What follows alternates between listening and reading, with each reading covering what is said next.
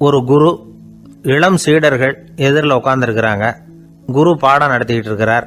சீடர்களுக்கு ஒரு ஆசை, அதாவது ஒரு முக்கியமான மந்திரத்தை நம்ம குருநாதர்கிட்ட இருந்து கற்றுக்கணும் அப்படிங்கிறது அவங்க ஆசை. அது என்ன மந்திரம்னா, இறந்தவரை உயிர்ப்பிக்கக்கூடிய புனித மந்திரம், அதாவது செத்தவங்களுக்கு மீண்டும் உயிர் உண்டாக்குகிற மந்திரம். குருவே, தயவு பண்ணி அந்த மந்திரத்தை எங்களுக்கு உபதேசிக்கணும் அப்படின்னு கேட்டாங்க. அது ரொம்ப ஆபத்தானது, அது என்னத்துக்கு உங்களுக்கு வேண்டாமேன்னாராம் குரு. எங்களுடைய நம்பிக்கை உறுதிப்படுறதுக்காகத்தான் கேட்குறோம், வேற ஒன்றும் இல்லை அப்படின்னாங்களாம் சீடர்கள். பக்குவப்படாத அறிவுங்கிறது ரொம்ப ஆபத்தானது அப்படின்னாராம் குரு. இது சீடர்களுக்கு புரியல. அது எப்படிங்க பக்குவப்படாத அறிவு ஆபத்தானதுன்னு சொல்றீங்க, அப்படின்னா என்ன அப்படின்னு கேட்டிருக்காங்க சீடர்கள். குரு அதுக்கு விளக்கம் கொடுத்தாராம். அந்த மந்திரத்தை எப்போ பயன்படுத்தணுங்கிறது முக்கியம். அதை அறியக்கூடிய ஞானம் ஏற்படுகிற வரைக்கும் அதை தெரிஞ்சுக்காம இருக்கிறது தான் நல்லது, இல்லைன்னா ஆபத்துன்னாராம். ஆனால் அந்த சீடர்கள் அதை கேட்குற மாதிரி இல்லை, ரொம்ப பிடிவாதம் பண்ண ஆரம்பிச்சுட்டாங்க. சரி வாங்க சொல்கிறேன்னார் குரு. எல்லாரும் வந்தாங்க. அந்த புனித மந்திரத்தை அவங்களுக்கு ரகசியமாக உபதேசம் பண்ணார். உபதேசம் பண்ணிவிட்டு அவங்களுக்கு எச்சரிக்கையும் கொடுத்தார். இந்த மந்திரத்தை நல்லா ஆராய்ச்சி பார்த்ததுக்கு அப்புறம் தான் உச்சரிக்கணும், அவசரப்பட்டு எதுவும் செஞ்சிடக்கூடாது அப்படின்னு ஒரு தடவைக்கு பல தடவை எச்சரிக்கை கொடுத்தார். சரின்னு சொல்லிவிட்டு அவங்கெல்லாம் மந்திரத்தை கற்றுக்கிட்டு எழுந்திரிச்சு போயிட்டாங்க. ஒரு நாள் அந்த சீடர்கள் எல்லாம் மணற்பாங்கான இடத்துல அப்படியே நடந்து போயிட்டு இருக்கிறாங்க. ஒரு பாலைவன பகுதி மாதிரி ஒரு இடம். அங்கே ஒரு இடத்துல எலும்புகள் குவியலாக கிடந்தது. உடனே இந்த சீடர்கள் முன்ன பின்ன யோசிக்காம, தியானமும் பண்ணாம, அந்த மந்திரத்தோட பயனை சோதிச்சு பார்க்கணும் அப்படின்னு நினச்சிக்கிட்டு அந்த மந்திரத்தை உச்சரிக்க ஆரம்பிச்சிட்டாங்க. அவ்வளவுதான். உடனே என்னாச்சு தெரியுமா, அந்த எலும்புகள் எல்லாம் ஓநாய்களாக மாறி அவங்கள துரத்த ஆரம்பிச்சுட்டுது. சீடர்கள் எல்லாம் தலைதெறிக்க ஓட ஆரம்பிச்சிட்டாங்க. ஓநாய்களும் விடலை, அவங்கள துரத்தி பிடிச்சி கடிச்சு கொதற ஆரம்பிச்சுட்டுது. அப்போதான் அந்த சீடர்களுக்கு குரு சொன்ன அறிவுரையோட அர்த்தம் புரிஞ்சுது. பக்குவப்படாத அறிவு ஆபத்தானது அப்படிங்கிறது. அதனால இதுலேருந்து நாம் தெரிஞ்சுக்க வேண்டியது என்னன்னா, நாம் நம்ம அறிவை வளர்த்துக்கிட்டா மட்டும் போதாது, அந்த அறிவை எப்போ எப்படி பயன்படுத்தணும் அப்படிங்கிற பக்குவமும் நமக்கு வரணும். அப்போ தான் வாழ்க்கை நல்லபடியாக அமையும், இல்லைன்னா இடைஞ்சல் தான். இந்த காலத்தில் சில சின்ன பிள்ளைங்களுக்கே அறிவு ரொம்ப பக்குவப்பட்டிருக்குங்கிறத உணர முடியுது. ஒரு சின்ன பையன் பள்ளிக்கூடத்தில் மார்க் லிஸ்ட் கொடுத்தாங்க, வாங்கிக்கிட்டு அவசரமாக வீட்டுக்கு ஓடினான். எதிரில் வந்த ஒருத்தர் கேட்டார், என்ன அவசரம், ஏன் இப்படி வேகமாக ஓடுறேன்னார். எங்கள் அம்மா கிட்ட அடி வாங்கணும், அதுக்காக தான் ஓடுறேன்னா. அடி வாங்கிறதுக்காக இவ்வளவு அவசரம்னார் அவர். அப்படி இல்லைங்க, நான் போகிறதுக்குள்ளே எங்கள் அப்பா வீட்டுக்கு வந்துட்டாருன்னா அவர்கிட்ட அடி வாங்க வேண்டியிருக்கும், அதை அவாய்ட் பண்ணுறதுக்காக இப்படி ஓடுறேன் அப்படின்னு நானா அந்த பையன். இந்த உலகத்தில் எல்லாருக்கும் மகிழ்ச்சி தரக்கூடிய ஒரு பொருள் எது? இது ஒரு முக்கியமான கேள்வி. இந்த கேள்விக்கு பொருத்தமான ஒரு பதிலை உங்களால் சொல்ல முடியுமா? அதாவது கொஞ்சம் யோசிச்சு பார்த்தா பணம்னு சொல்லலாமா? இப்போ கையில் காசு இல்லாதவங்ககிட்ட ஒரு 10 ரூபாயை கொடுத்தா அது அவனுக்கு சந்தோஷத்தை கொடுக்கும். ஏற்கனவே வருமான வரி பிரச்சனையில் சிக்கி இருக்கிறவர்கிட்ட இன்னும் கொஞ்சம் பணம் இருந்தாங்கன்னு சொல்லி கொடுத்தோம்னா அது அவருக்கு சங்கடத்தை தான் கொடுக்கும். அதனால் அந்த கேள்விக்கு பணம்ங்கிறது பொருத்தமான பதிலாக இருக்க முடியாது. கேள்வி என்னன்னா, இந்த உலகத்தில் எல்லாருக்கும் மகிழ்ச்சி தரக்கூடிய ஒரு பொருள் எது? சரி, இனிப்புன்னு சொல்லலாமா? ஏன்னா எல்லாருக்கும் இனிக்க தானே செய்யும். அதுலேயும் ஒரு சிக்கல் இருக்குது. சர்க்கரை வியாதிக்காரங்களுக்கு அது என்ன சந்தோஷத்தையா கொடுக்கும்? ஆக எல்லாருக்கும் வேறுபாடு எதுவும் இல்லாமல் மகிழ்ச்சியை கொடுக்கக்கூடியது வேற ஏதோ ஒன்று இருக்குது. அது என்னன்னு கண்டுபிடிக்கணும். அதுதான் இன்றைக்கி தகவல். இப்போ அதை கண்டுபிடிக்கணும்னா இந்த கதையை கேட்கணும். அது என்ன கதைன்னா, ஒரு ஊரில் ஒரு ராஜா இருந்தார். அவருக்கும் இதே சந்தேகம் வந்துட்டுது. அதாவது எல்லாருக்கும் இன்பம் தரக்கூடிய பொருள் எது அப்படின்னு. இதுக்கு பதில் தெரிஞ்சுக்கிறதுக்கு ஆசைப்பட்டார். சரி, அதுக்கு என்ன செய்யலாம்னு யோசனை பண்ணார். நாட்டு மக்களுக்கு பகிரங்கமாக ஒரு அறிவிப்பு கொடுத்தார். நம்ம நாட்டு மக்கள் இன்பம் தரக்கூடிய பொருள் எதுன்னு நினைக்கிறாங்களோ அதை கொண்டுகிட்டு அரண்மனையில் உள்ள கண்காட்சி மண்டபத்தில் வைக்கலாம். அப்படி அவங்க வைக்கிற பொருள்களில் எது எல்லாருக்கும் இன்பம் தரக்கூடியதாக இருக்குமோ அதை வச்சவருக்கு 1000 பொற்காசுகள் பரிசு அப்படின்னு அறிவிப்பு கொடுத்துட்டார். ஜனங்கள் இந்த அறிவிப்பை கேட்டாங்க. அதுக்கப்புறம் சும்மா இருப்பாங்களா? 1000 பொற்காசுன்னா சும்மாவா? அவங்க கையில் என்னென்ன கிடைச்சதோ அதையெல்லாம் கொண்டாந்து அரண்மனை காட்சி மண்டபத்தில் வச்சுட்டாங்க. அதுக்கப்புறமா ராஜா அங்கே வந்தார். ஒவ்வொன்றா பார்த்துக்கிட்டே வந்தார். முதல்ல ஒரு குயில் இருந்தது, இனிமையாக பாடக்கூடிய குயில். இந்த குயிலோட இன்னிசை எல்லாருக்கும் இன்பம் தரக்கூடியது தான். இருந்தாலும் காது கேட்காதவங்களுக்கு இந்த இசை எப்படி இன்பம் தர முடியும்? அதனால் இது சரியில்லைன்னு விட்டார். அடுத்தபடியாக போனார். அங்கே என்ன வச்சுருக்குறாங்கன்னு பார்த்தா ஒரு அழகான மயில் அங்கே தோகை விரித்து ஆடிக்கிட்டு இருக்குது. இந்த மயிலோட ஆட்டம் மனசுக்கு இன்பம் தரக்கூடியது தான். இருந்தாலும் பார்வை இல்லாதவங்க இந்த ஆட்டத்தை பார்த்து ரசிக்க முடியுமா? முடியாது. அதனால் இதுவும் சரியில்லை அப்படின்னு சொல்லிவிட்டார். அதுக்கு அடுத்தபடியாக போனார். பல வகையான இனிப்பு பண்டங்களை வச்சுருந்தாங்க. பார்த்தார், வயசானவங்களுக்கும் நோயாளிகளுக்கும் இது இன்பம் தராது, துன்பம் தான் கொடுக்கும் அப்படின்னார். இப்படி ஒவ்வொன்றா பார்த்துக்கிட்டே போகிறார். அழகான மலர்கள், கனிகள், ஓவியங்கள் எதுவுமே பொருத்தமாக தெரியல. சகல பேருக்கும் இன்பம் தரக்கூடிய வகையில் எதுவும் இல்லை. கடைசியாக வந்தார். அங்கே ஒரு களிமண் பொம்மை இருந்தது. அது என்ன பொம்மை தெரியுமா? பசியால் வாடி இருக்கிற ஒருத்தருக்கு ஒரு அம்மா இனிமையாக பேசிக்கிட்டு சோறு போடுறது மாதிரி அந்த பொம்மையை செஞ்சுருந்தாங்க. அதுக்கு கீழே அன்பு அப்படின்னு எழுதியிருந்ததுதான். ராஜா பளிச்சுன்னு ஒரு முடிவுக்கு வந்தார். அந்த பொம்மையை செஞ்ச சிற்பியை வரவழைச்சார், பரிசு கொடுத்தார். அன்பு ஒன்று தான் எல்லாருக்கும் இன்பம் அளிக்கக்கூடிய பொருள். காது கேட்காதவங்களும் அதை கேட்க முடியும், பார்வை இல்லாதவங்களும் அதை பார்க்க முடியும், குழந்தைகளும் அதை உணர முடியும் அப்படின்னு அதுக்கு விளக்கம் கொடுத்தார் அந்த மன்னர். இந்த உலகத்தில் எல்லாருக்கும் மகிழ்ச்சி தரக்கூடிய ஒரு பொருள் அன்பு தான். அதை புரிஞ்சுக்கிட்டு தான் சில கணவன்மார்கள் மனைவி பேரில் ரொம்ப அன்பை காட்டிக்கிறது வழக்கம். ஒரு வீட்டு வாசப்படி பக்கமாக மழைக்கு ஒதுங்கினார் ஒருத்தர். மழை தூரிக்கிட்டு இருந்தது, இருட்டு நேரம். அந்த வீட்டில் இருந்தவர், இன்னைக்கு ராத்திரி வேணும்னா இங்கேயே தங்கிட்டு காலையில் போங்க அப்படின்னார். உடனே இவர் சொன்னார், ரொம்ப நன்றிங்க, ஒரு 10 நிமிஷத்தில் இதை வந்துவிடுறேன் அப்படின்னு சொல்லிவிட்டு எங்கேயோ ஓடினார். 10 நிமிஷம் கழித்து திரும்பி வந்தார். ஆமாம், எங்கே போயிட்டு வந்தீங்கன்னு கேட்டார் வீட்டில் இருந்தவர். நேராக எங்கள் வீட்டுக்கு போய் மனைவி கிட்ட இன்னைக்கு ராத்திரி இங்கேயே தங்கிக்கிறேன்னு சொல்லிவிட்டு வந்துவிட்டேன் அப்படின்னார் அவர். அன்புல இது ஒரு ரகம். இந்த உலகத்தில் எவ்வளவோ உயிரினங்கள் இருக்குது. ஒவ்வொன்றும் ஒவ்வொரு விதமாக சண்டை போடுது. இப்போ 2 மாடு சண்டை போட்டுக்குதுன்னு வச்சுங்க, என்ன பண்ணும்? 2 முட்டிக்கும். அதுக்கு சண்டை போடுறதுக்கு ஆயுதமாக உபயோகப்படுறது அதோட கொம்பு.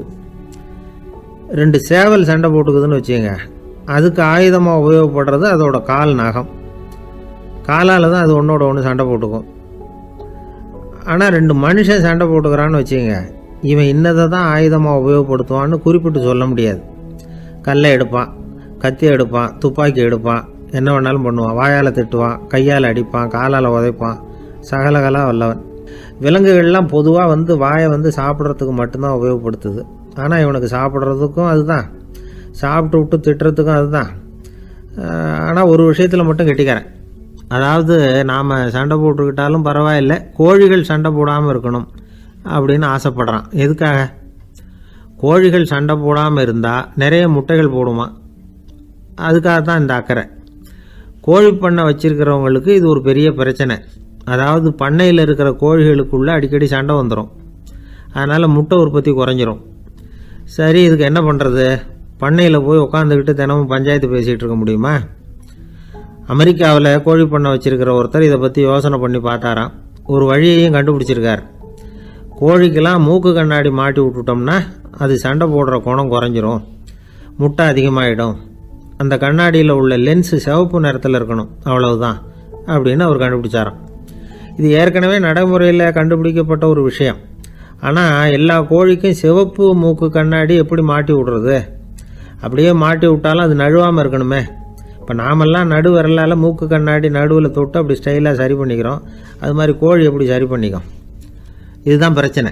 இதுக்கு அவர் என்ன வழி கண்டுபிடிச்சாருன்னா, கோழிக்கெல்லாம் மூக்கு கண்ணாடிக்கு பதிலாக விழியொட்டு வில்லைகள், கான்டாக்ட் லென்ஸ், அதை பொருத்தி விட்டா என்ன அப்படின்னு யோசனை பண்ணார். அதே மாதிரி பண்ணார். அதே மாதிரி செஞ்சு பார்த்தார், வெற்றி. அதுக்கப்புறம் கோழியெல்லாம் சண்டை போட்டுக்கலையாம், சமாதான பிரியர்கள் ஆகிட்டு தான். கோழிகளுக்கு இயல்பாகவே சண்டை போடுற குணம் உண்டு. ஆனால் அதோட கண்ணுக்கு பார்க்குற பொருள்லாம் ரோஜா நிறத்துலையோ அல்லது இன்னும் சொல்ல போனால் அழுத்தமான சிவப்பு நிறத்துலையோ தெரிஞ்சதுன்னா சண்டை போடுற குணம் குறைஞ்சிருதான்.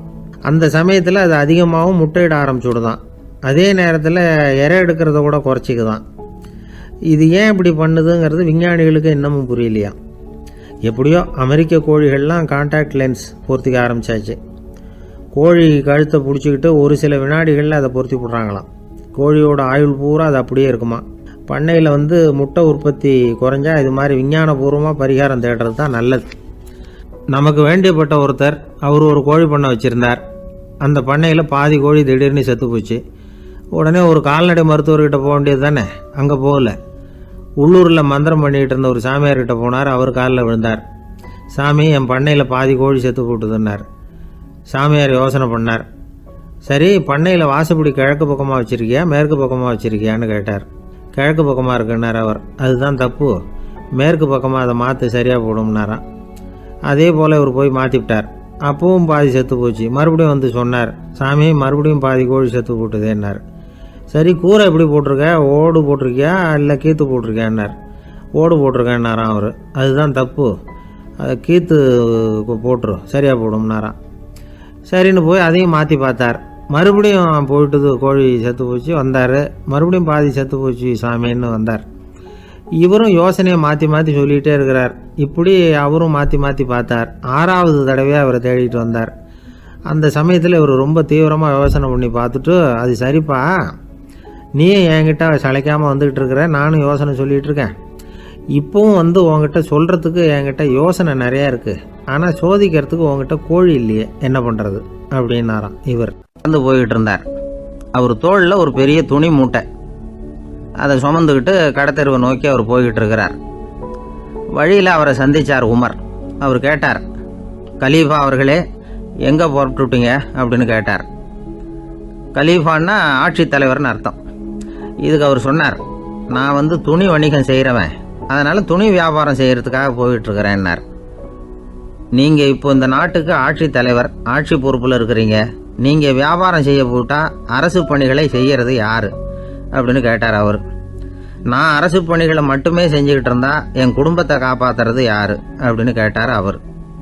இப்படி கேட்டவர் யார் தெரியுமா? அவர் தான் அபூபக்கர், இறை தூதர் முகமது அவர்களுக்கு பிறகு கலீஃபாவாக தேர்ந்தெடுக்கப்பட்டவர். அப்போலாம் ஆட்சி தலைவர்களுக்கு சம்பளம்னு எதுவும் கிடையாது. இந்த பிரச்சனையை எப்படி தீர்க்கிறதுன்னு யோசனை பண்ணார் உமர். அபு உபைதா அவர்கள்கிட்ட அழைச்சிட்டு போனார். அவர் யாருன்னா, அவர் தான் பொது நிதி கருவூலத்தின் பொறுப்பாளர். அவர்கிட்ட பிரச்சனையை சொன்னார்.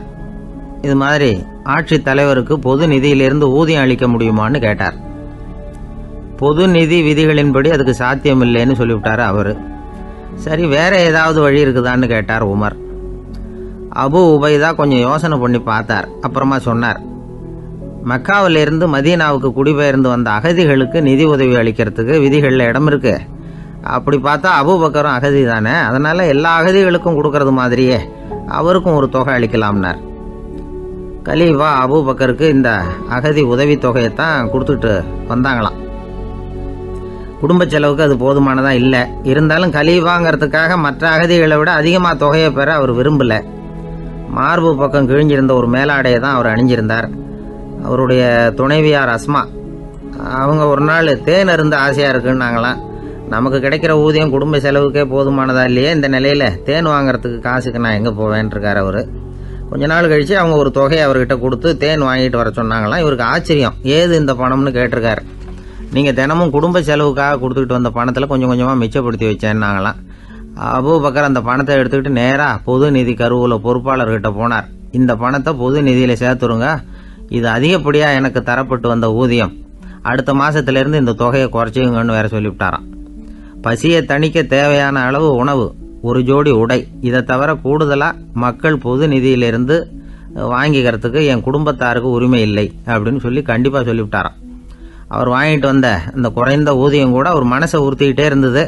கடைசி நேரம் அவர் தம்முடைய மகள் ஆயிஷா அவர்களை அழைச்சார். மகளே, இதுவரைக்கும் பொது நிதியிலிருந்து நான் வாங்கிட்டு வந்த தொகை என்னுடைய இதயத்தில் பாரமாக அழுத்திக்கிட்டு இருக்கு.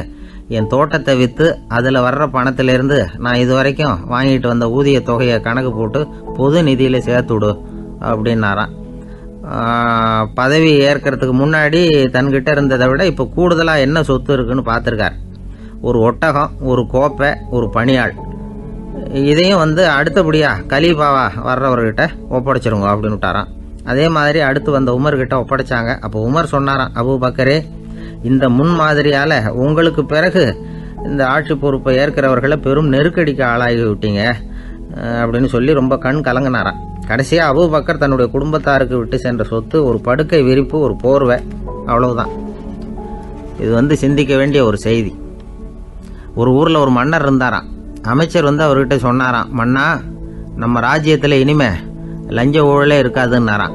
ஆஹா, அப்படின்னா ஊழல் பேர் வழிகளையெல்லாம் நாடு கடத்தியாச்சா அப்படின்னு கேட்டிருக்காரு மன்னர். இதுக்கு அவர், அப்படி இல்லைங்க, இனிமே கொடுக்கறதுக்கு ஜனங்கள்கிட்ட பணமே இல்லை அப்படின்னாராம்.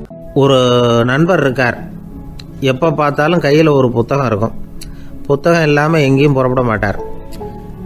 எதுக்காக இப்படி எடுத்துகிட்டு போகிறீங்க அப்படின்னு கேட்டால், எனக்கு இது ஒரு நல்ல நண்பன் மாதிரி. இந்த காலத்தில் எங்கே போனாலும் காத்திருக்க வேண்டியிருக்கு. அது மாதிரி சமயத்தில் நான் நண்பன் கூட பேசிக்கிட்டு இருப்பேன் அப்படிம்பாரான். ஒருத்தர் ஒரு பெரிய அரச பதவியில் இருந்தார். அவர் பதவியிலேருந்து இறங்க வேண்டிய சூழ்நிலை. அரசு கொடுத்துருந்த வீட்டை விட்டுட்டு வெளியில் வர்றார். வரும்பொழுது 2 கையிலையும் 2 பெட்டியை எடுத்துகிட்டு வந்தாராம். சார், உங்களுடைய உடைமைகள் அப்படின்னு கேட்குறாங்க அங்கே இருந்த ஊழியர்கள்.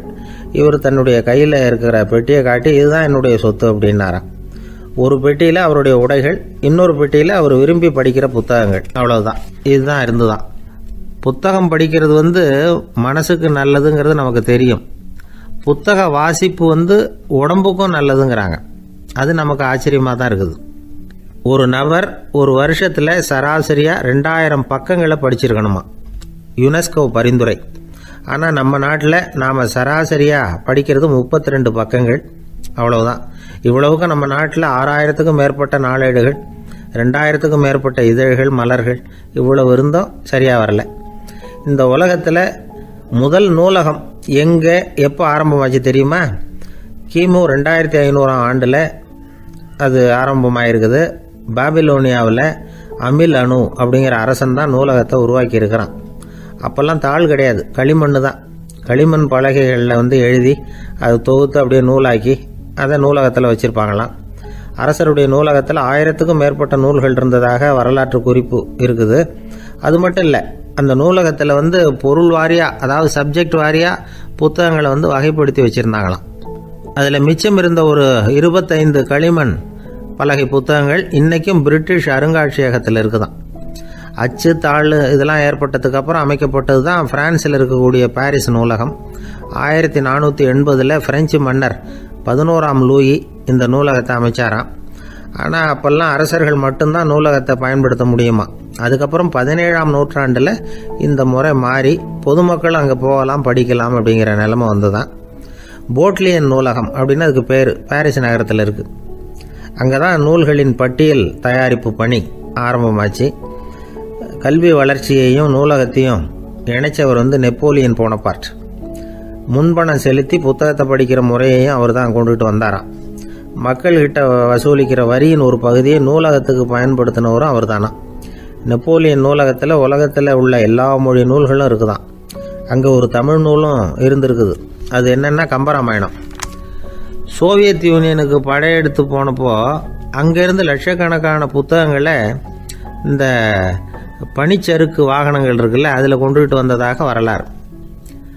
அடுத்தபடியாக குறிப்பிட்டு சொல்லத்தக்க நூலகம் எதுன்னா பிரிட்டிஷ் நூலகம். மிக பழைய கையெட்டு பிரதியெல்லாம் கூட அங்கே இருக்குது. 1753 ஆரம்பமாச்சு.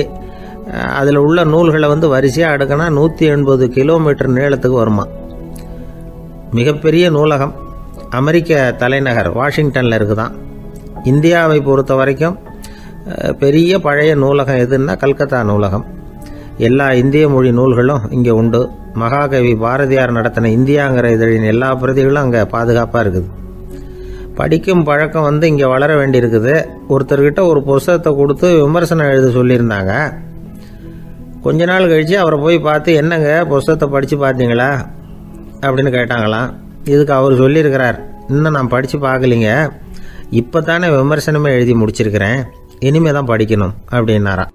ஒருத்தர் ரொம்பவும் மகிழ்ச்சியாக வந்துக்கிட்டு இருந்தார். என்ன விஷயம்னு விசாரித்தேன். நான் தோற்று போயிட்டேன், அதுதான் மனசுக்கு மகிழ்ச்சியாக இருக்குது அப்படின்னார். எனக்கு இது ரொம்ப ஆச்சரியமாக போச்சு. இந்த உலகத்தில் தோற்று போகிறவங்க யாரும் மகிழ்ச்சியாக இருக்கிறது இல்லை. அப்படி இருக்கிறப்ப இவர் இப்படி சொல்கிறாரே, எங்கே தோற்று போனீங்கன்னு கேட்டேன். அதுக்கப்புறம் தான் அவர் விவரமாக சொன்னார். என்னோட 5 வயசு குழந்தையோட நான் விளையாடிக்கிட்டு இருந்தேன். அந்த விளையாட்டில் என் குழந்தை ஜெயிச்சுட்டுது, நான் தோற்று போயிட்டேன். அப்படின்னார் ரொம்ப உற்சாகமாக. நான் யோசித்து பார்த்தேன். அதாவது நாம் சின்ன குழந்தையாக இருக்கிறப்போ எந்த விளையாட்டில் கலந்துக்கிட்டாலும் அதில் நாம் தான் ஜெயிக்கணும்னு ஒரு வெறி நமக்குள்ளே இருக்கும். நம்மளை எதிர்த்து விளையாடுறவர் நல்லவரா கெட்டவரா, பெரியவரா சின்னவரா அப்படிங்கிறதெல்லாம் முக்கியம் கிடையாது. அவர் தோற்று போகணும், நாம் ஜெயிக்கணும், அதுதான் முக்கியம். எதிரியை சந்தோஷப்படுத்த விளையாடுகிற கலை அப்போ நமக்கு தெரியறதில்ல.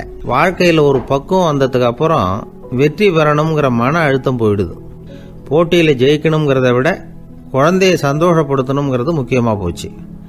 ஜெயிக்கணுங்கிற வெறி ஓடி போட்டுது.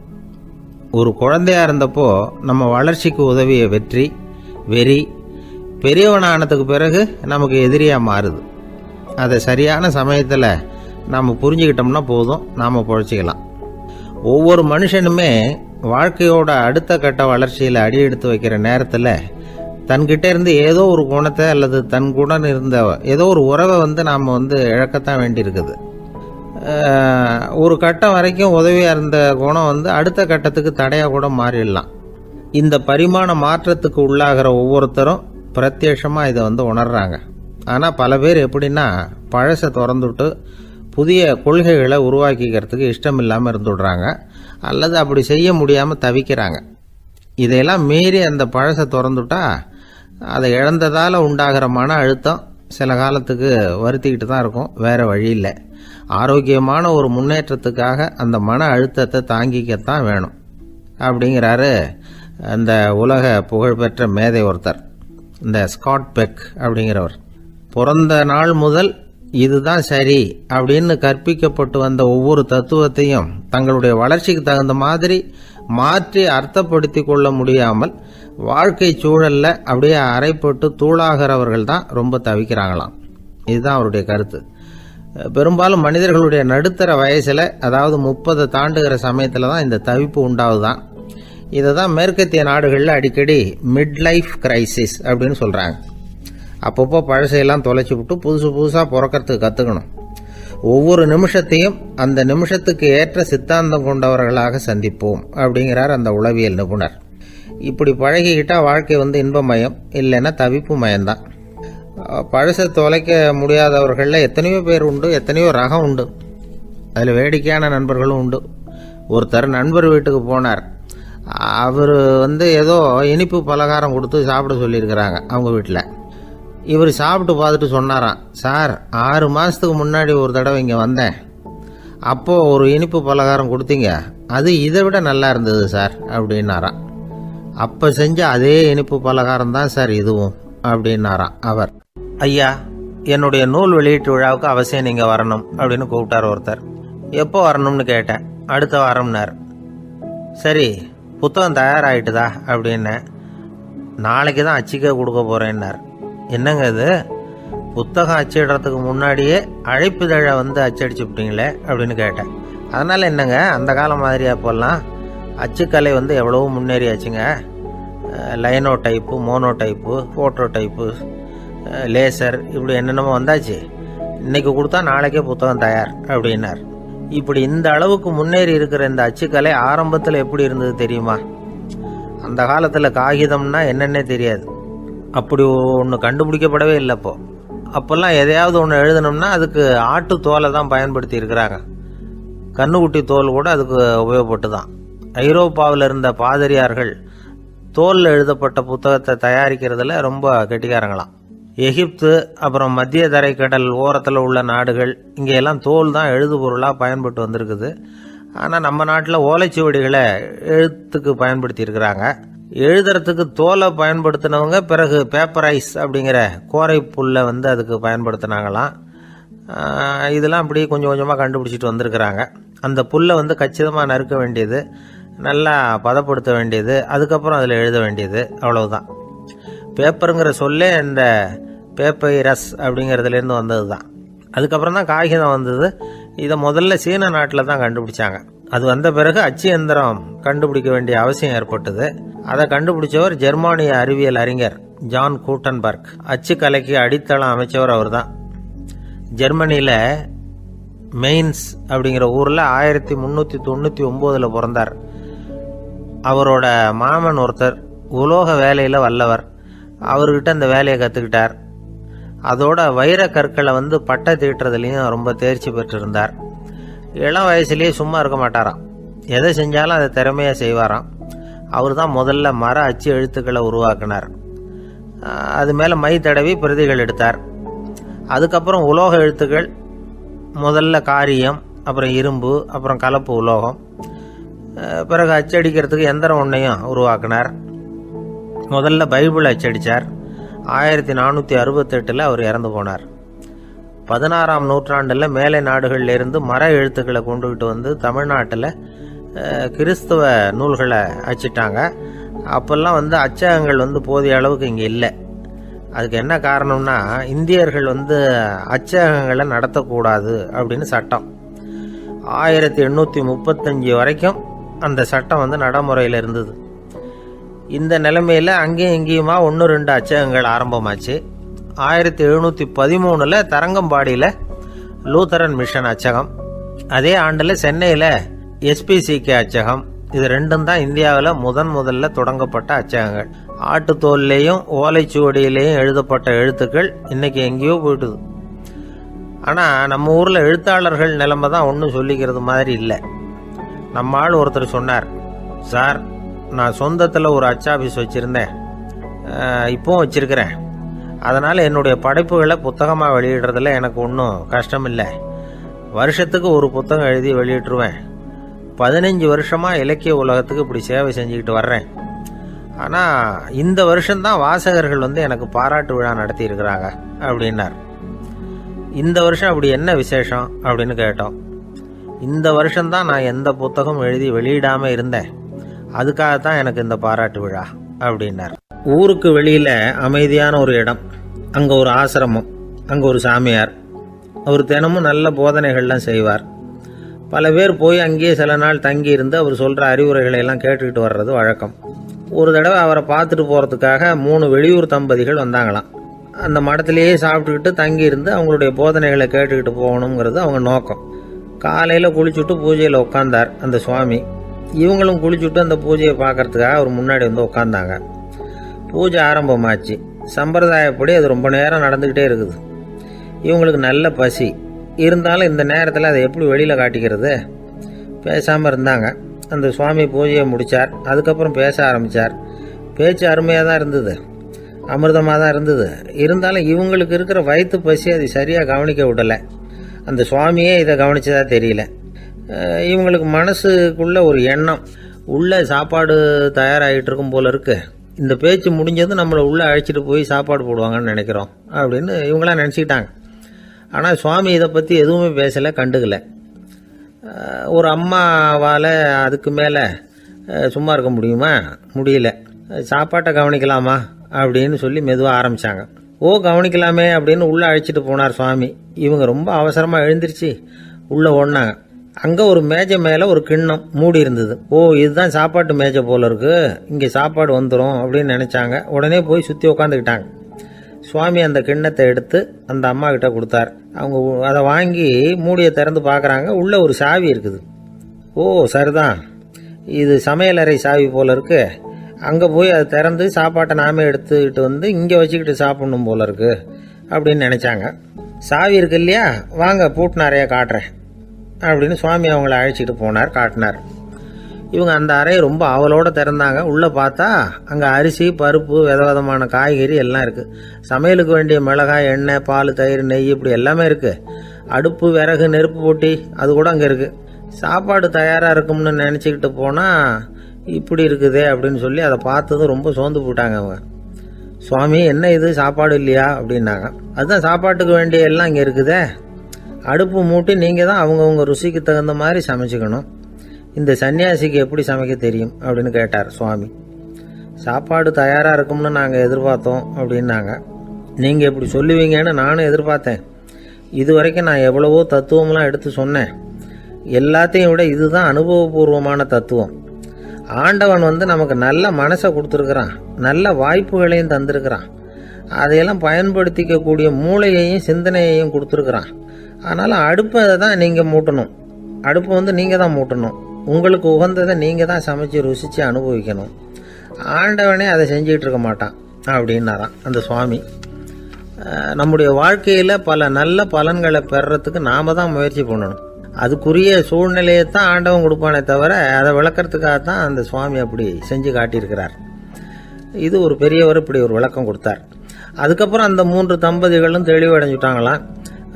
நாம் தெளிவடைகிறது எப்போங்கிறது தான் தெரியல அப்படின்னு பல பேர் இதை கேட்டுட்டு சொல்லிட்டு இருக்கிறாங்க. இந்த கதையை நம்முடைய நண்பர் ஒருத்தர்கிட்ட சொன்னேன். அந்த நண்பர் ரொம்ப சந்தோஷப்பட்டார். நீங்கள் சொல்கிறது கரெக்டு சார், ஆனால் நான் அதை விட ஒரு படி மேலே சார். எனக்கெல்லாம் அரிசி பருப்பு இருக்கிற ரூம் எதுன்னு கையை காட்டிட்டா போதும், உடனே கிண்ணத்துலேருந்து சாவியை எடுத்து கொடுக்கணுங்கிற அவசியம்லாம் இல்லை எனக்கு. அப்புறம் எப்படி ரூமை திறந்துருவீங்க அப்படின்னு கேட்டேன். பூட்டை உடைச்சி திறந்துருவேன், அதுதான் எனக்கு பழக்கம் அப்படிங்கிறார். ஒரு காலத்தில் பிரஷ்யா அப்படின்னு ஒரு தேசம் இருந்தது. இப்போ ஜெர்மனி இருக்குல்ல, இதோட பெரும்பகுதி ஒரு காலத்தில் பிரஷ்யாங்கிற பேரில் இருந்தது. அப்போ அதுக்கு அரசராக இருந்தவர் மகா ஃப்ரெடரிக், அதாவது ஃப்ரெடரிக் தி கிரேட் அப்படின்னு சொல்லுவாங்க. அந்த ராஜாவுக்கு ஒரு சந்தேகம். நாம் பல வகையான வரிகளை விதித்து வசூல் பண்ணுறோம், அப்படி பண்ணி வருமானம் குறைஞ்சிக்கிட்டே போகுதே, இதுக்கு என்ன காரணமாக இருக்கும்? இதுதான் அவருக்கு ஏற்பட்ட சந்தேகம். ஒரு சமயம் அந்த அரசர் தம்முடைய அமைச்சர்களையும் பிரபுக்களையும் தளபதிகளையும் கூப்பிட்டு ஒரு விருந்து வச்சார். விருந்து முடிஞ்சதும் அவங்கள பார்த்து இந்த சந்தேகத்தை கேட்டார். வரிகள் அதிகமாக விதித்து வருமானம் குறையறதுக்கு என்ன காரணம் அப்படின்னு கேட்டார். பல பேருக்கு இதுக்கு சரியாக பதில் சொல்ல தெரியல. அனுபவசாலியான ஒரு தளபதி எழுந்திருச்சார். அரசே, அது எப்படிங்கிறத இப்போ உங்களுக்கு காட்டுறேன்னார். உடனே ஒரு பெரிய பனிக்கட்டி ஒன்றை தன்னுடைய கையில் எடுத்தார். அதை அப்படியும் எப்படியும் திருப்பி பார்த்தார். அப்புறம் அடுத்தவர்கிட்ட கொடுத்தார். அவர் அதை அப்படியும் எப்படியும் திருப்பி பார்த்துட்டு அடுத்தபடியாக இருந்தவர்கிட்ட கொடுத்தார். இப்படியே இதை ஒவ்வொருத்தராக பார்த்துட்டு ஒவ்வொரு கையாக மாறி கடைசியில் மன்னர் கைக்கு போய் சேர்ந்தது. மன்னர் கைக்கு அந்த பனிக்கட்டி போய் சேர்ந்தப்போ அது கொஞ்சம் கொஞ்சமாக உருகி ஒரு பட்டாணி கடலை சைஸுக்கு ஆயிட்டுது. மன்னர் யோசனை பண்ணார், வரி அதிகமாக போட்டாலும் வந்து சேர்றது குறைவாக இருக்கிறதுக்கு என்ன காரணம் அப்படிங்கிறது அவருக்கு புரிஞ்சு போச்சு. காலம்தான் மாறிட்டு இருக்கே தவிர இந்த கையூட்டு வாங்குற பழக்கம் மாறினதாக தெரியல. இன்னொரு ராஜா இருந்தார். அவர் தன்னுடைய ராஜாங்கத்தில் லஞ்ச ஊழலே சுத்தமாக இருக்கக்கூடாது அப்படின்னு நினச்சார். அவர்கிட்ட பல்வேறு துறைகளுக்கும் பொறுப்பாக இருந்த பல பேரும் ரொம்ப சுத்தமாகவும் நேர்மையாகவும் இருந்தாங்க. ஒரே ஒருத்தர் மட்டும் எல்லார்கிட்டையும் லஞ்சம் வாங்கிட்டே இருந்தார். அவரை வேறு வேறு துறைகளுக்கு மாற்றி பார்த்தாரு. அந்த ராஜா என்னென்னமோ பண்ணி பார்க்குறாரு. எந்த வேலையை கொடுத்தாலும் அதுலேயும் லஞ்சம் வாங்கிறதுக்கு ஒரு வழியை உண்டு பண்ணிக்குவார் அந்த ஆள். ராஜாவுக்கு இது ஒரு பெரிய தலைவலியாக போட்டுது. இவர் என்ன பண்ணுறது, இவருக்கு என்ன வேலையை கொடுக்கறது, கொஞ்சம் கூட லஞ்சம் வாங்கிறதுக்கு சான்ஸே இல்லாத ஒரு வேலையை கொடுக்கணும் அப்படின்னு திட்டம் போட்டார். ஒரு நாள் அவருக்கு அந்த உத்தரவும் போட்டுட்டார். அதாவது அவருக்கு என்ன வேலைன்னா, கடற்கரையில் தான் அவருக்கு ஆஃபீஸ், அங்கேயே இருந்துக்க வேண்டியது. தினமும் எத்தனை கடல் அலை கரையில் வந்து மோதுது அப்படிங்கிறத கணக்கெடுத்து ராஜாவுக்கு தெரிவிக்க வேண்டியது. இதுதான் அவருக்கு வேலை. பேசாமல் அலையை எண்ணிட்டு உட்காந்துருக்கிட்டோம், அப்போவாவது அவர் லஞ்சம் வாங்குகிற சந்தர்ப்பம் இல்லாமல் போயிடும் அவருக்கு அப்படின்னு நினச்சார் ராஜா. இந்த ஆள் கடற்கரைக்கு போய் டியூட்டியில் ஜாயின் பண்ணிட்டார். ஒரே மாதத்தில் அங்கே சொந்தமாக ஒரு பிரம்மாண்டமான மாளிகை கட்டிவிட்டார். ராஜாவுக்கு இது பெரிய ஆச்சரியமாக போச்சு. அலையை என்ற வேலையில் அந்த ஆள் எப்படி பணம் சம்பாதிச்சார் அப்படின்னு விசாரித்து பார்த்தார் அக்கம் பக்கத்தில். அந்த ஆள் என்ன பண்ணியிருக்கிறாருன்னா, கடற்கரையில் போய் பொறுப்பு ஏற்றுக்கிட்ட உடனே அங்கே இருந்த மீனவர்கள்கிட்ட எல்லாம் இந்த கரையில் வந்து ஒரு நாளில் வந்து மோதுகிற அலைகள் எத்தனை அப்படின்னு கேட்டிருக்காரு. அது எப்படிங்க தெரியும்னு இருக்காங்க அவங்க. தினமும் அந்த எண்ணிக்கை தெரியணும். நம்ம ராஜாவுக்கு தினமும் அறிக்கை அனுப்பணும், டெய்லி ரிப்போர்ட்டு. தவறுனா நீங்கள் இந்த கடலில் போய் மீன் பிடிக்கிறதுக்கு ராஜாவோட அனுமதி கிடைக்காது அப்படின்ட்டுருக்காரு. உடனே மீனவர்களும் பயந்து போட்டாங்க. கடலுக்கு போகிறதுக்கு அனுமதி இல்லைன்னா பட்டினி கிடக்கிறது மாதிரி ஆகிடுமே. மெதுவாக அந்த ஆளுகிட்ட போனாங்க, காதோட காதாக சொன்னாங்க, ஐயா, எங்களால் வந்து கடல் அலையை வந்து எண்ண முடியாது. தினமும் எங்களால் முடிஞ்சதை உங்களுக்கு பணமாக கொடுத்துட்றோம். நீங்கள் தான் ராஜா கிட்ட சிபாரிசு பண்ணி நாங்கள் தொடர்ந்து மீன் பிடிக்கிறதுக்கு அனுமதி வாங்கி கொடுக்கணும் அப்படின்னு வேண்டிக்கிட்டாங்க. பணம் தினமும் வந்து சேர ஆரம்பிச்சுட்டுது. பதவியில் மற்ற பதவியோட இந்த பதவி எவ்வளவோ மேல் அப்படின்னு நினச்சிட்டான் அந்த ஆள்.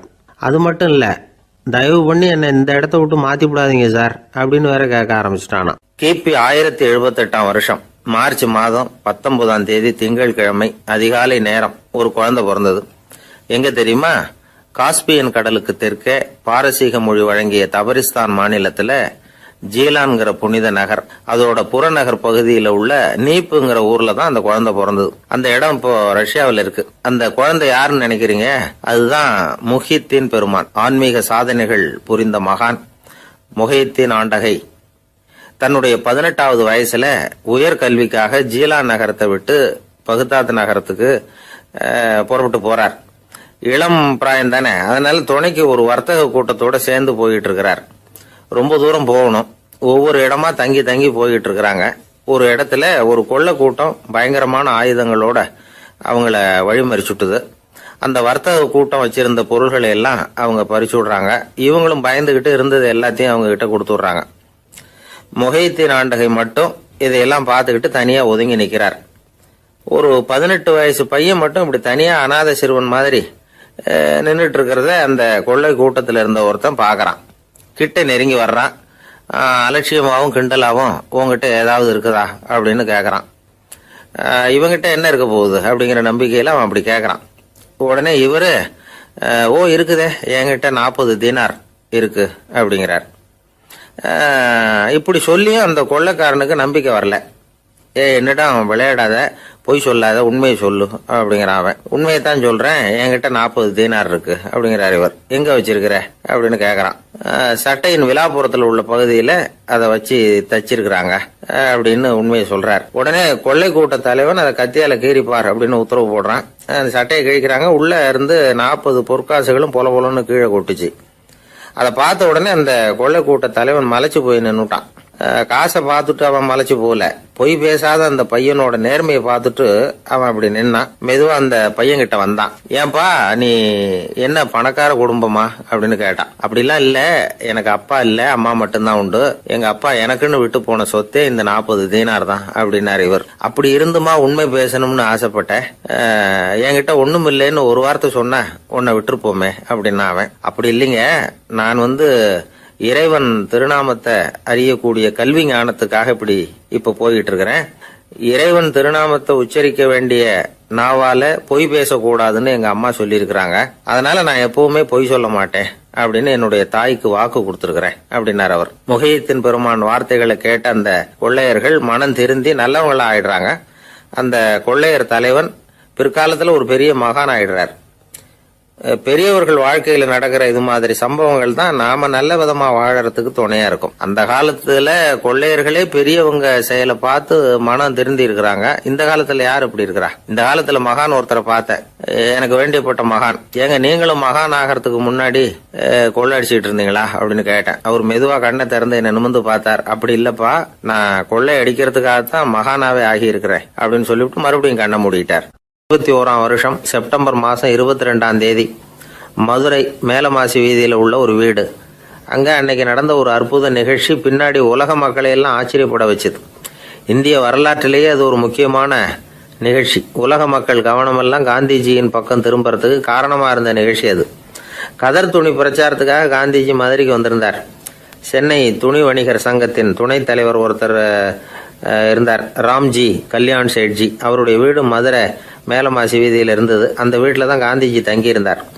அப்போது வயலுக்கு போகிற உழவர்கள்லாம் சின்ன சின்ன துண்டை இடுப்பில் கட்டிக்கிட்டு கலப்பையை தூக்கிக்கிட்டு தெருவில் நடந்து போகிறத கவனிச்சார். ஏற்கனவே சேலத்துக்கு தெற்க பல பகுதிகளில் ஆண்களும் பெண்களும் அரைகுறை ஆடைகளோடு உழைச்சிக்கிட்டு இருக்கிறத கண்ணால் கண்டிருக்கிறார் அவர். இந்தியரின் சராசரி உடை இவ்வளவு தான் அப்படிங்கிறத புரிஞ்சுக்கிட்டார். மனசை இன்னும் பண்ணியிருக்குது. ராத்திரி பூரா அதை பற்றியே யோசனை. 22/9/21 வியாழக்கிழமை காலையில் காந்திஜி எழுந்திருக்கிறார். அவர் கூட தங்கியிருந்தவங்களையெல்லாம் பார்த்து சொன்னார், இன்னையிலிருந்து அறையில் முழு அகலத்துண்டு தான் கட்டுவேன். குளிர் அதிகமாக உள்ள காலங்களில் மட்டும் போர்வை ஒன்றா உபயோகப்படுத்துவேன். மற்றபடி மேலங்கியோ குல்லாவோ எதுவும் போட்டுக்க மாட்டேன். தற்காலிகமாக இந்த ஏற்பாட்டை 1 மாதத்துக்கு ஏற்றுக்குவேன். அதுக்கு பிறகு உசிதம் போல எண்ணி பார்த்து முடிவு பண்ணுவேன் அப்படின்னார். அவருடைய குரல் உறுதியாக இருந்துதான். உடனே செயலில் இறங்கினார். தம்முடைய 10 முழ வேட்டி, மேலங்கி, உள் சட்டை, குல்லா எல்லாத்தையும் களைஞ்சார். வேட்டியிலிருந்து ஒரு 4 முழ துணியை எடுத்துக்கிட்டார். இதுக்கு உதவி செஞ்சவர் அன்னைக்கு விருதுநகரில் பிரபல தொண்டராக இருந்த பழனிக்குமார பிள்ளை. வெட்டி எடுத்த துண்டை நீள வாக்கில் ரெட்டையாக மடித்தார். அதை இடுப்பில் துண்டு மாதிரி கட்டிக்கிட்டார். தலையில் சின்ன உச்சி குடுமி, அறையில் சின்ன துண்டு. அண்ணல் காந்தி ஆண்டி கோலத்தில் காட்சி அளிக்கிறார். கூட இருந்தவங்களை பார்த்து காரைக்குடிக்கு புறப்படலாமே அப்படின்னார். அவர் நண்பர்களும் சீடர்களும் திகைச்சு போய் நிற்கிறாங்க. இந்த விரதம் நிரந்தரமாக ஆயிடுமோங்கிற பயம் அவங்களுக்கு. எப்படியோ இந்த விவரம் ராஜாஜிக்கும் அன்னைக்கு பிரபலமாக விளங்கின தேசபக்தர் டாக்டர் TSS ராஜனுக்கும் எட்டுச்சு. உடனே 2 பேரும் ஓடி வந்தாங்க. வேண்டாமே இந்த கோலம் அப்படின்னாங்க. காந்திஜி தன்னுடைய முடிவில் உறுதியாக இருந்தார். ராஜாஜி என்னென்னமோ வாதமெல்லாம் பண்ணி பார்த்தார். உங்களுடைய வாதத்துக்கு என்னால் பதில் சொல்ல முடியல, இருந்தாலும் நான் செய்கிறது தான் சரிங்கிறதுல எனக்கு சந்தேகம் இல்லை. இன்றைக்கி அதிகாலை 3 மணி இருக்கும். நான் ஓரளவு விழிச்சுக்கிட்டேன். அதாவது உறக்கமும் விழிப்புமா இருந்த நிலையில் எனக்கு இந்த எண்ணம் உண்டாச்சு. இது என்னுடைய அந்தராத்மாவின் ஆணை, அதை என்னால் மீற முடியாது அப்படின்னு சொல்லிவிட்டாராம் காந்திஜி. கதர் பிரச்சாரத்துக்காக காரைக்குடிக்கு கிளம்பினார். வாசலில் 4 மோட்டார் வண்டிகள் காத்துக்கிட்டு இருந்தது. வீதியில் 2 பக்கமும் ஜனங்கள். காந்திஜி இடுப்பு துணியோடு மோட்டார் வண்டியில் ஏறினார். நண்பர்களும் சீடர்களும் மக்களும் உடல் சிலிர்க்க அந்த காட்சியை பார்க்குறாங்க. மோட்டார் வண்டி நகர ஆரம்பிக்குது. எப்பேற்பட்ட காட்சி அது! சுக்கநாத பெருமானியே கூலி ஆளாக்கிய அப்படி ஆக்கி மண் சுமக்க வச்ச மதுரை இல்லையா, அந்த மதுரை தான் காந்திஜி துறவி கோலம் கொள்றதுக்கும் காரணமாக இருந்திருக்குது. இது இன்னைக்கு எத்தனை பேருக்கு தெரியும்? ஒரு தடவை காந்திஜி நேருவும் சுற்றுப்பயணம் செஞ்சாங்களாம். ஒரு இடத்துல நடந்து போயிட்டு இருக்கிறாங்க. குறுக்க ஒரு வாய்க்கால். நேரு என்ன பண்ணார் தெரியுமா? தன்னுடைய இளமை துடிப்பை காட்டுறதுக்காக கொஞ்சம் தூரம் பின்னாடி போய் அங்கேருந்து வேகமாக ஓடி வந்து அந்த வாய்க்காலை தாண்டினாராம். காந்திஜி அப்படி பண்ணலை. பக்கத்தில் இருந்த பாலம் வழியாக அந்த வாய்க்காலை கடந்து வந்தார். நேரு காந்திஜியை பார்த்து சிரிச்சுக்கிட்டே, என்ன மாதிரி நீங்களும் தாண்டி இருக்கலாமே அப்படின்னாராம். அதுக்கு காந்திஜி சிரிச்சுக்கிட்டே சொன்னாராம், 2 அடி முன்னேறதுக்காக 5 அடி பின்னாடி போகிறதா அப்படின்னாராம். ஒரு ஊரில் ஒரு ராஜா இருந்தார். அந்த ராஜாவுக்கு ஒரு புள்ள. அந்த பிள்ளைக்கு விவரமே தெரியாது.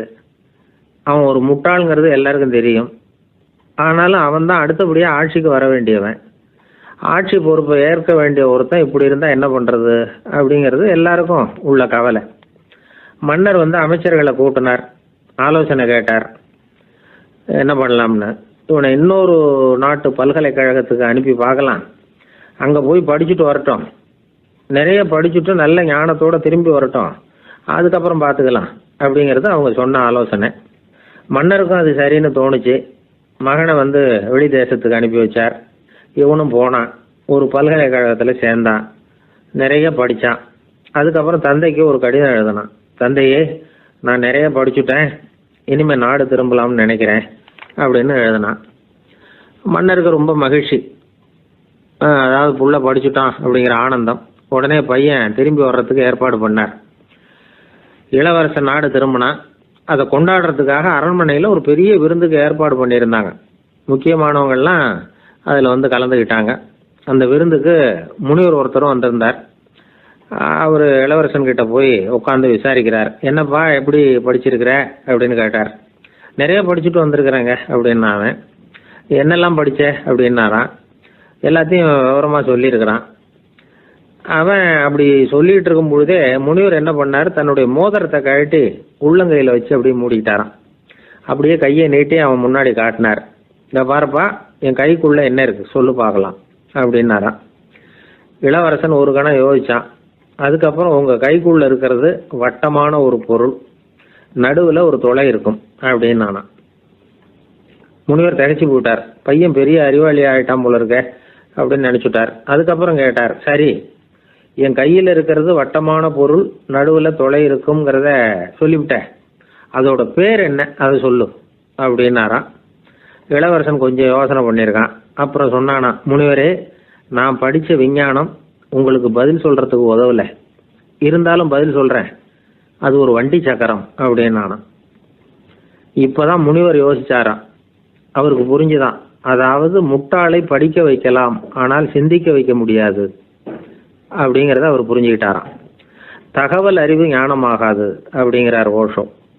ஏன்னா தகவல்கள் மாறுதலை ஏற்படுத்துறதில்ல, ஆனால் ஞானம்ங்கிறது மாறுதலால் உண்டாகக்கூடிய ஒன்று. அதுதான் ரெண்டுக்கும் உள்ள வித்தியாசம். மனம் சரியான வழிக்கு வரணும், அதுக்கப்புறம் படிக்கிற கல்வி தான் உண்மையான கல்வி. சரி, மனம் சரியாக வர்றதுக்கு என்ன வழி அப்படின்னு கேட்டால், மனிதன் முழு மாறுதலுக்கான வழிமுறை தியானம்தான் அப்படிங்கிறார் அவர். அதனால தான் நிறைய படிச்சிருக்கேன்னு சொல்கிறவன் எல்லாம் ஞானம் உள்ளவன் நினச்சிடக்கூடாது.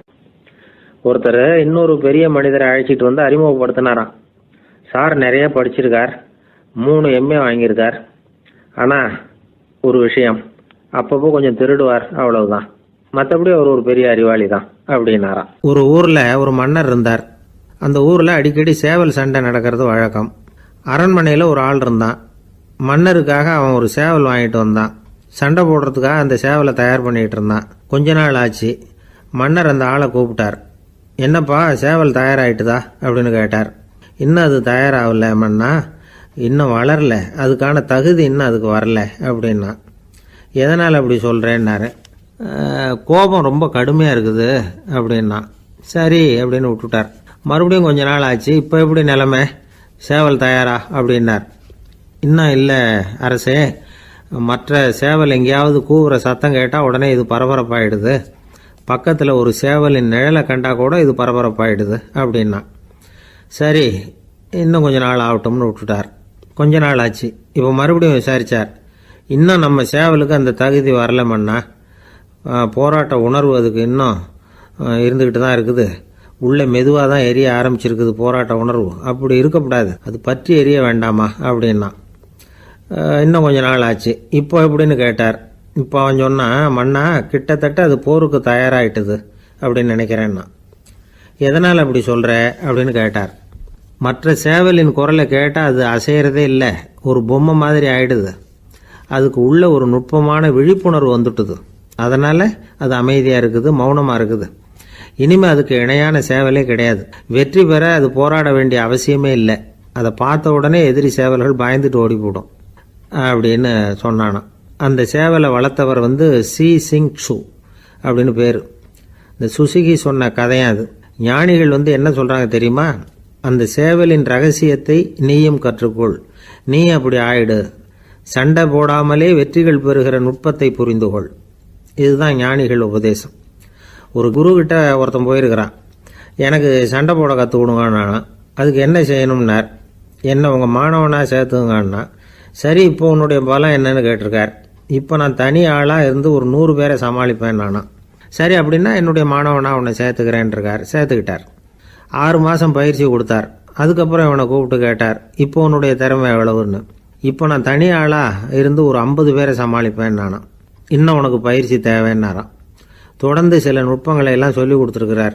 1 வருஷம் ஆச்சு. எல்லாத்தையும் கற்றுக் கொடுத்துட்டார். அப்புறம் கூப்பிட்டு கேட்டார், இப்போ உன்னுடைய திறமை எப்படிப்பா, எதிரிகள் எத்தனை பேரை உன்னால் சமாளிக்க முடியும்னாராம். அவன் சொன்னான், ஐயா எதிரிகளின் பலம் என்னங்கிறத புரிஞ்சிக்காம அதை நான் சொல்ல முடியாதுன்னு நானும். இனிமேல் உனக்கு பயிற்சி தேவையில்லை, போயிட்டு வான்னு அனுப்பி வச்சுட்டாரான். ஒரு உண்மையை நாம் புரிஞ்சுக்கணும். அதாவது அடிக்கிறதுக்கு நமக்கு துணிச்சல் தேவையில்லை, அடிக்காமல் இருக்கிறதுக்கு தான் துணிச்சல் தேவை. அடித்தா திருப்பி அடிக்கிறவன் மன உறுதி உள்ளவன் இல்லை, அடித்தா திருப்பி அடிக்காமல் இருக்கிறான் பாருங்க, அவன் தான் மன உறுதி உள்ளவன். ஒருத்தன் தலை திரிக்க வேகமாக ஓடிக்கிட்டு இருந்தான். நான் எங்கடா ஓடுற அப்படின்னா, எதுக்கு வந்தவன், ஒரு சண்டையை நிறுத்தத்தான் இப்படி ஓடுறேன் அப்படின்ட்டுருக்கான். யாருக்கும் சண்டை, எனக்கும் இன்னொரு ஆளுக்கும் சண்டை அப்படின்னு நான். அவன் எது ரொம்பவும் கஷ்டமான காரியம் அப்படின்னு கேட்டார் ஒருத்தர். ஒருத்தருக்கு ஒருத்தர் சண்டை போடாமல் இருக்கிறது தான் ரொம்ப கஷ்டமான காரியம் அப்படின்னு தோணுது. ஒரு நாட்டுக்கும் இன்னொரு நாட்டுக்கும் சண்டை, நாட்டுக்குள்ளேயே ஒரு குரூப்புக்கும் இன்னொரு குரூப்புக்கும் சண்டை. ஏன் சண்டை போட்டுக்கிறீங்கன்னு கேட்டு பாருங்கள். நாங்கள் சமாதானத்துக்காக தான் சண்டை போட்டுக்கிறோம் அப்படிம்பாங்க. வாழறதுக்காக பிறந்த மனுஷன் லட்சியத்துக்காக உயிரை விட தயார் அப்படின்னு சொல்லிகிட்டு இருப்பான். அப்படி உயிரை விடுறவங்கள நாமளும் பாராட்டுவோம். ஆனால் ஒன்றும் இல்லாத விஷயங்களுக்கெல்லாம் சண்டை போடுறவங்களெல்லாம், அப்படிப்பட்டவங்களையும் சரி உயிரை விடுறவங்களையும் சரி என்னென்னு சொல்கிறது. யுத்தங்களாலேயும் சண்டைகளாலேயும் நாம் அடையிறது என்னங்கிறது ஒரு பக்கம் இருக்கட்டும், இழக்கிறது என்ன தெரியுமா, ஏராளமான உயிர்கள். ரத்தம் சிந்துறதுக்கு நான் தயார் அப்படின்னு மார்தட்டி சொல்லலாம். ஆனால் ரத்தம் சிந்தினா உயிர் காத்துக்கிட்டு இருக்க தயார் இல்லை. அதாவது உயிர் நமக்காக காத்துக்கிட்டு இருக்க தயார் இல்லை. இழக்கிற ரத்தத்தை ஈடுகட்டினா தான் உயிரை காப்பாற்ற முடியும். அதனால் இது சம்மந்தமாக ஆராய்ச்சி செய்கிற கட்டாயம் ஏற்பட்டு போச்சு. அதோட விளைவாக புதுசாக ஒன்றை கண்டுபிடிச்சிருக்கிறாங்க. அதுதான் செயற்கை ரத்த பொடி. இப்போ இந்த திடீர் சாம்பார் பொடி, திடீர் ரசப்பொடி, திடீர் காப்பி பொடி இப்படிலாம் சொல்கிறோம்ல, அது மாதிரி இது திடீர் ரத்த பொடி. இஸ்ரேல் ஒரு சின்ன நாடு, மக்கள் தொகை குறைச்சல், அதோட போர்கள் வேறு. அதனால் காயம்பட்டவங்களை காப்பாற்றியே தீர வேண்டிய கட்டாயம். காப்பாற்றணும்னா ரத்த இழப்பை தடுக்கணும். அப்படின்னா உடனடியாக புது ரத்தம் செலுத்தி ஆகணும். திடீர்னு ரத்தம் வேணும்னா எங்கே போகிறது? அதுவும் கிடைக்கிற ரத்தம் சேர்கிற குரூப்பாக இருக்கணும். ஒரு வேடிக்கை பார்த்தீங்களா, நான் வேறு குரூப்பு நீ வேறு குரூப்புன்னு இவன் சண்டை போடுறான். இதில் அடிபட்டவனுக்கு ரத்தம் கொடுக்க போனால் அதுலேயும் அது வேறு வேறு குரூப்பாக இருக்குது. அது ரத்தமும் வேறு வேறு குரூப்புன்னு சொல்லிகிட்டு இருக்குது. எந்த குரூப்பு ரத்தம் வேணும், அது உடனடியாக கிடைக்கலன்னா என்ன பண்ணுறது? இப்படிப்பட்ட கஷ்டம்லாம் நமக்கு வந்துடுது. இதுக்காக தான் விஞ்ஞானிகள் இந்த ரத்த பொடியை கண்டுபிடிச்சிருக்கிறாங்க. அதாவது ஒரு ஆள் அடிபட்டு போட்டான்னு வச்சுங்களேன், அவனுக்கு ரத்தம் கிடைக்கல, உடனே என்ன பண்ணலாம்? இந்த சுத்தப்படுத்தப்பட்ட தண்ணீரை கொஞ்சம் எடுத்துக்க வேண்டியது, அதில் இந்த ரத்த பொடியை கரைக்க வேண்டியது. இப்போ இந்த செயற்கை ரத்தம் வந்து தயாராகிட்டுது. இதை அந்த ஆள் உடம்புல ஏற்றி விட்டுற வேண்டியது. இயற்கையாக நம்ம உடம்பில் இருக்கிற ரத்தம் என்னென்ன வேலை செய்யுதோ அதே வேலையை இதுவும் செய்யும். அதாவது ஆக்சிஜனை உடம்புல எல்லா இடத்துக்கும் எடுத்துகிட்டு போகுது. அந்த வேலையை இந்த செயற்கை ரத்தமும் செஞ்சுடுது. ஆனால் ஒரு விஷயம், இந்த செயற்கை ரத்தம் ஒரு அவசரத்துக்கு தான் உபயோகப்படுத்தலாம், ஒரு முதல் உதவி மாதிரி. அதை அப்படியே நிரந்தரமாக விட்டுற முடியாது. பின்னாடி வந்து தேவையான குரூப்பு உண்மையான ரத்தம் கிடைச்ச உடனே அதை செலுத்திக்கணும். உண்மையான ரத்தத்தை 20லேருந்து 40 நாள் வரைக்கும் தான் பாதுகாக்க முடியும். அதுவும் குளிர்பதன பெட்டியில். அதுக்குள்ளே உபயோகப்படுத்தலைன்னா அது வீணாக போயிடும். இந்த ரத்த பொடி அப்படி இல்லை, எவ்வளோ நாள் வேணும்னாலும் அப்படியே வச்சுருக்கலாம், குளிர்பதன பெட்டியும் தேவையில்லை. ஆனால் ஒன்று, இது தண்ணியில் கலந்து செயற்கை ரத்தமாக ஆக்கிவிட்டா அதோட வலு 72 மணி நேரம் தான், அதாவது 3 நாள். அதுக்குள்ளே அந்த ஆசாமியை எங்கேயாவது ஆஸ்பத்திரிக்கு தூக்கிட்டு போய் உண்மையான ரத்தத்தை கொடுத்துடணும். சண்டையில் அடிபடுறவங்க, சாலை விபத்தில் அடிபடுறவங்க, இவங்களுக்கெல்லாம் அவசரத்துக்கு கை கொடுத்து உதவுறது இந்த செயற்கை ரத்த பொடி. அதுக்கப்புறம் நாம் கொடுக்குற ரத்தம் தான் அவங்கள காப்பாற்றணும். இன்றைக்கி வந்து ரத்தத்தை தானமாக கொடுக்க தயாராக இருக்கிற நல்ல உள்ளங்கள் ஏராளம். எவ்வளவு ஆக்சிடெண்ட்டு, ஆப்ரேஷன், இதில் சம்மந்தப்பட்டவங்களை வந்து காப்பாற்றுறது நாம் தானமாக கொடுக்குற ரத்தம் தானே. ஒரு ஆக்சிடெண்ட்டு, ஒரு ஸ்கூட்டர் ஒரு ஆள் மேலே மோதி விட்டுது, பார்த்து வரக்கூடாதா அப்படின்னா அந்த ஆள், நீ தான் பார்த்து நடக்கணும், ஏன்னா 20 வருஷமாக நான் அந்த ஸ்கூட்டரை ஓட்டிகிட்டு இருக்கிறேன் அப்படின்னானா இவன். இதுக்கு அவன் சொன்னானா, நீ தான் பார்த்து ஓட்டணும், ஏன்னா 40 வருஷமாக நான் இப்படி நடந்துக்கிட்டு இருக்கிறேன் அப்படின்னானா. ஒருத்தர் அவசரமாக போய்கிட்டு இருந்தார். எங்கே போய்கிட்டு இருக்கீங்க அப்படின்னு கேட்டார் ஒரு பெரியவர். கடைக்கு போகிறேன் சார், சாமான் வாங்கிறதுக்கு அப்படின்னார். அங்கே போகிறதுக்கு முன்னாடி தெரிஞ்சிக்க வேண்டியதெல்லாம் தெரிஞ்சுக்கிட்டீங்களா அப்படின்னு கேட்டார் பெரியவர். கடைக்கு போய் காசை கொடுத்து ஒரு பொருளை வாங்கிட்டு வரப்போகிறோம், இதில் தெரிஞ்சிக்க வேண்டியது என்ன இருக்குது அப்படின்னார் அலட்சியமாக. இப்போ அந்த பெரியவர் பேச ஆரம்பித்தார். இந்த உலகத்தில் எந்த ஒரு செயலில் இறங்குறப்போவும் நாம் நல்லா ஆலோசனை பண்ண வேண்டிய விஷயம் 5 அப்படின்னார். உதாரணமாக, ஒருத்தன் கடைக்கு போய் ஏதோ ஒரு பொருளை வாங்கிட்டு வர போகிறான்னு வச்சுக்கோங்களேன். அப்போ கூட அவன் வந்து 5 விஷயங்களை பற்றி தெரிஞ்சுக்க வேண்டியிருக்குது அப்படிங்கிறார் அவர். முதல்ல அந்த பொருள் எப்படிப்பட்டது அப்படிங்கிறத தெரிஞ்சுக்கணும். 2வதா தன்னை பற்றியும் தெரிஞ்சுக்கணும். அப்போ தான் அந்த பொருள் தனக்கு தேவையா இல்லையா அப்படிங்கிறத புரிஞ்சுக்க முடியும். 3வதா தெரிஞ்சுக்க வேண்டியது ஒன்று இருக்குது. அது என்னன்னா, அந்த பொருளை அடையறதுக்கு வழி என்ன அப்படிங்கிறத தெரிஞ்சுக்கணும். அதாவது எவ்வளவு பணம் கொடுத்தா அது கிடைக்கும், இது மாதிரியான விஷயங்கள். 4வதா அந்த பொருளை அடையிறது மூலமாக நாம் அடையக்கூடிய பயன் என்ன அப்படிங்கிறதையும் உணரணும். 5வது அந்த பொருளை அடையிறதுல இருக்கக்கூடிய தடை எது அப்படிங்கிறதையும் நாம் தெரிஞ்சுக்கணும். பெரியவர் பேசுறது ஏதோ தத்துவம் மாதிரி தெரியுது இல்லையா? தத்துவம் தான். அதாவது இப்படி உலகியல் வாழ்க்கையில் சின்ன சின்ன விஷயங்கள்லேயே நாம் 5 விஷயங்களை தெரிஞ்சுக்க வேண்டியிருக்குது. அது ரொம்ப அவசியமாக இருக்குது. பேரின்ப நிலைன்னு சொல்கிறாங்கல்ல, அது மாதிரி பெரிய சமாச்சாரங்கள்லேயும் இந்த 5 விஷயங்களை நாம் தெரிஞ்சுக்க வேண்டியிருக்குது. அதுக்கு பேர் என்னன்னா அர்த்த பஞ்சகம். வைணவ சமயத்தில் அர்த்த பஞ்சகம்ங்கிறது ரொம்ப பெரிய விஷயம். கடைக்கு போகிறது மாதிரி கடவுளை பார்க்க போகிறப்போ நாம் 5 விஷயங்களை தெரிஞ்சுக்கணுமா. முதல்ல பரம்பொருள் அப்படிங்கிறது என்ன, அதோட தன்மைகள் என்ன, இதை தெரிஞ்சுக்கணும். இதுக்கு பேர் என்னன்னா பரமாத்ம ஸ்வரூபம் அப்படின்னு பேர். 2வது நாம யாரு, நம்மோட தன்மை என்ன அப்படிங்கிறத தெரிஞ்சுக்கணும். நான் யாருன்னு எனக்கே தெரியலங்கிறப்போ இதை நான் சொல்கிறேன்னு இது என்னுடையதுன்னு சொல்கிறது தப்பு தானே. அப்புறம் 3வது விஷயம், பரம்பொருளை நாம் அடையிறதுக்கு வழி எது, இதை தெரிஞ்சுக்கணும். இது வந்து உபாய ஸ்வரூபம் அப்படின்னு பேர். 4வது விஷயம், நாம் அடைய வேண்டிய பயன்கள் என்ன அப்படிங்கிறது தெரிஞ்சுக்கிறது. இதுக்கு புருஷார்த்தம் அப்படின்னு பேர். 5வது அந்த பயனை வந்து அடைய விடாமல் தடுக்கிற தடைகள் யாவை அப்படிங்கிறது தெரிஞ்சுக்கிறது. இது வந்து விரோதி ஸ்வரூபம். இதைத்தான் தடையியல் அப்படின்னு சொல்கிறாங்க. அதாவது பரமாத்மாவை பற்றிய அறிவு, ஜீவாத்மாவை பற்றிய அறிவு, உபாயம் பற்றிய அறிவு, புருஷார்த்தம் பற்றிய அறிவு, இந்த 4 அறிவுக்கும் எதிரடையா, அதாவது அதையெல்லாம் தப்பா புரிஞ்சுக்கிறதால உண்டாகக்கூடிய அறிவு விரோதி சொரூபம். என்ன இது தகவலில் ஏதாவது கதை சொல்லுவீங்கன்னு பார்த்தா ஏதோ தத்துவம் பேசிகிட்டு இருக்கிறீங்களே அப்படின்னு நினைக்கலாம். இதுவும் தெரிஞ்சுக்க வேண்டிய ஒரு பெரிய விஷயந்தான். காதில் போட்டு வச்சா எப்போவாவது உபயோகப்படும். என்னுடைய நண்பர் ஒருத்தர் ஒரு நாள் என்கிட்ட சொன்னார், சார் அடுத்த மாதம் தஞ்சாவூரில் ஒரு கல்யாணம், போகிறதா வேண்டாமா அப்படின்னு ஒரே குழப்பமாக இருக்குது அப்படின்னார். நான் உடனே இந்த அர்த்த பஞ்சக உபதேசம் பண்ண ஆரம்பித்தேன். அவர் எல்லாத்தையும் பொறுமையாக கேட்டுவிட்டு, சரி சார் நான் போகிறதுன்னு முடிவு பண்ணிவிட்டேன்னார். எப்படி இந்த முடிவுக்கு வந்தீங்க அப்படின்னு கேட்டேன். அவர் சொன்னார், சார் அந்த 2வது பாயிண்ட் ஒன்று சொன்னீங்களே, அதை புரிஞ்சுக்கிட்டதுக்கு அப்புறம்தான் இந்த முடிவுக்கு வந்தேன் அப்படின்னார்.